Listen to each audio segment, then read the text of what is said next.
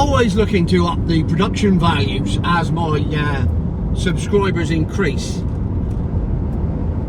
I went and watched Top Gear because, you know, if you want to copy the best, just watch that and then see if you can do a similar job.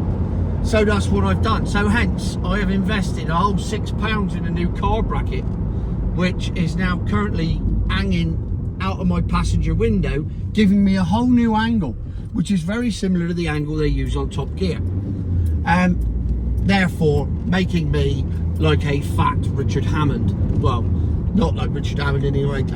He's short, thin and has hair, and I'm fat, tall and don't have hair. So in no way am I like Richard Hammond.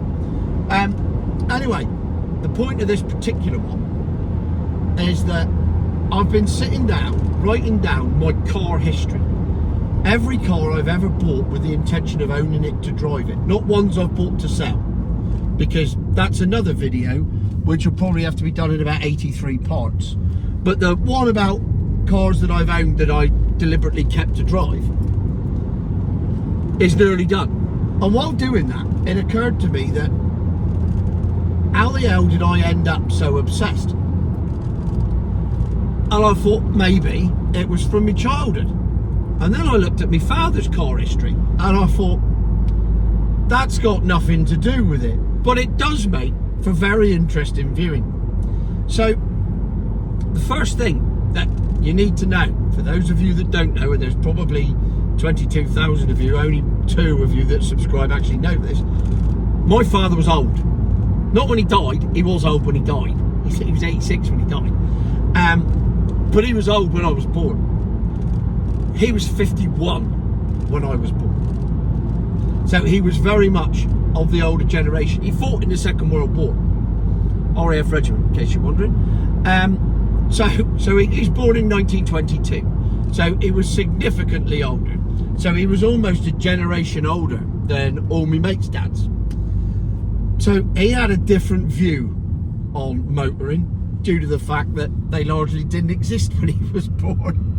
Like colour TV and electric kettles and even electric lights, to the point where he wouldn't say turn the light off, he'd say make the light out. That's how old he was. So anyway, his viewpoint on the world was very, very different to that of his only sons. Moving swiftly on to his car history, the very first car that I ever remember was the now very trendy and would be worth a fortune if he'd kept it. It was a Mark 1 Escort 1300 L in blue, and he won it. He used to be a cricket umpire, and he won it in a raffle at a cricket match at Way Bridge, if you want the details. So he had a brand new car to start off with. Well, not start off with, but that's the first one I remember.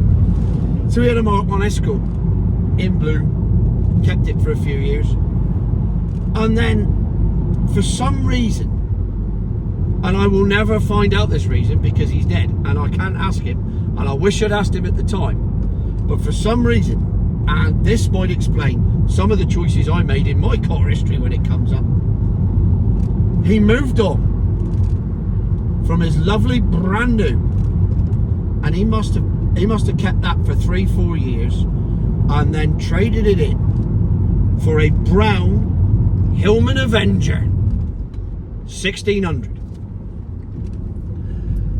Yeah, I don't know what he was thinking. I'm sure he didn't know what he was thinking at the time, but I'm sure back then in the early mid-70s, I would imagine we're talking about 78, something like that. I would imagine he traded that in.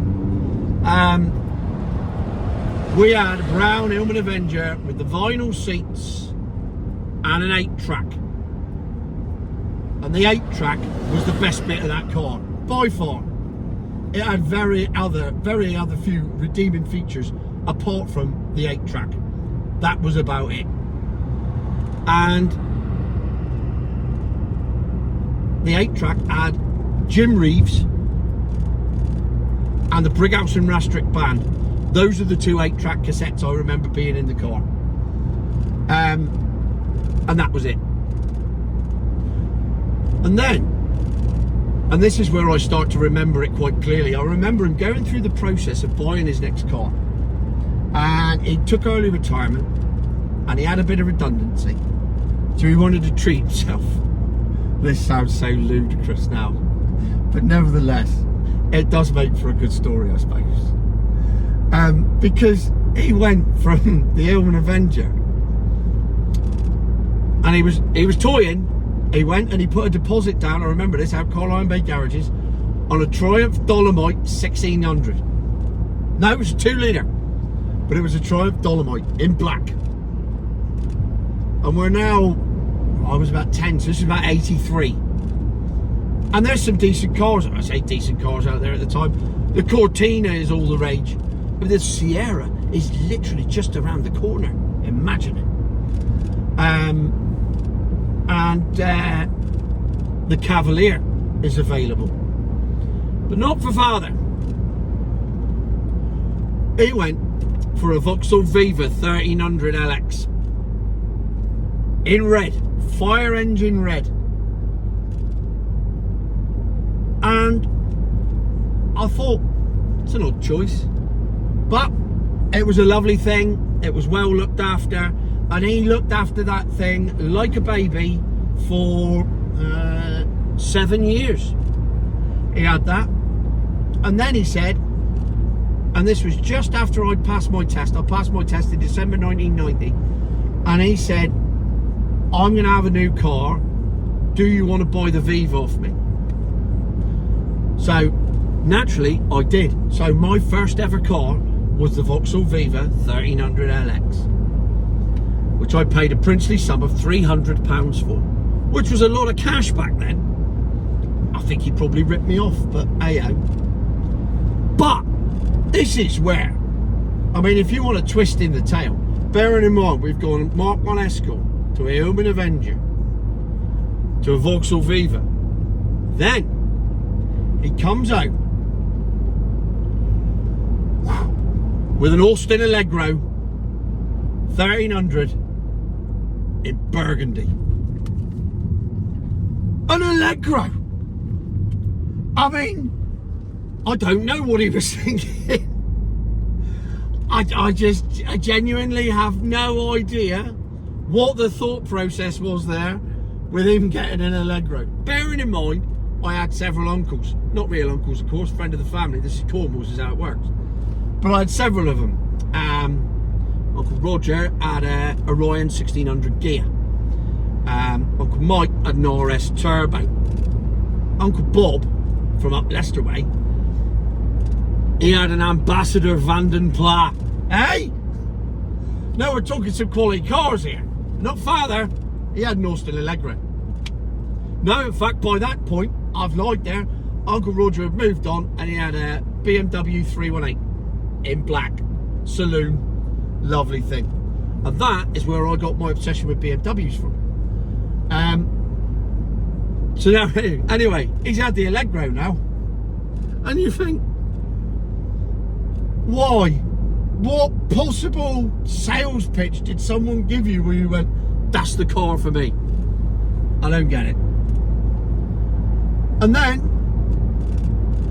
he swapped in the Allegro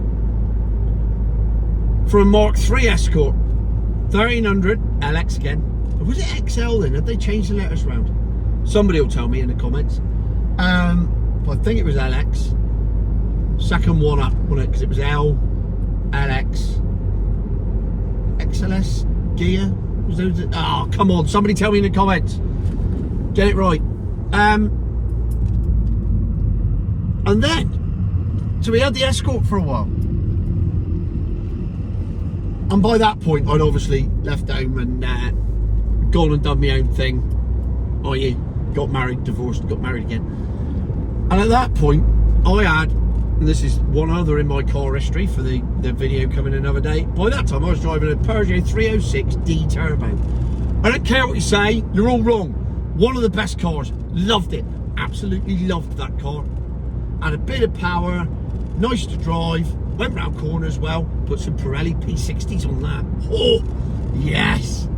In blue it was, 3-door, had that stupid thing. So anyway, as a result of that, he went out and got himself a Peugeot as well. He bought a 306 1.4 off the next door neighbours. And he had that car up until 2 weeks before he died, when mother wrote it off. Oh, we laughed. Yeah, not really laughing matter, is it? But it was funny at the time. So that was his car history.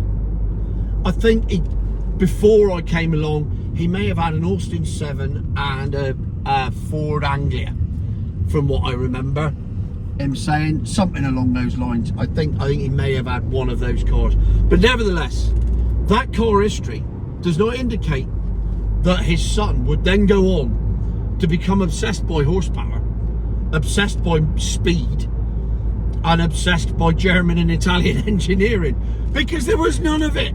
He wouldn't touch it. He wouldn't have a German car because he fought in the war. That was it.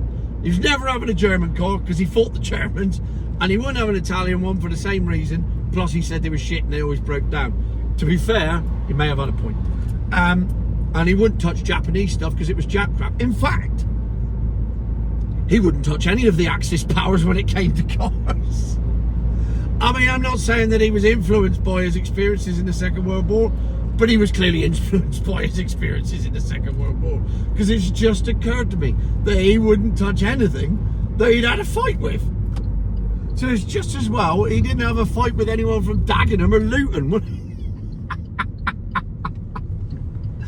Oh, there you go. I've had a revelation about my childhood and my father.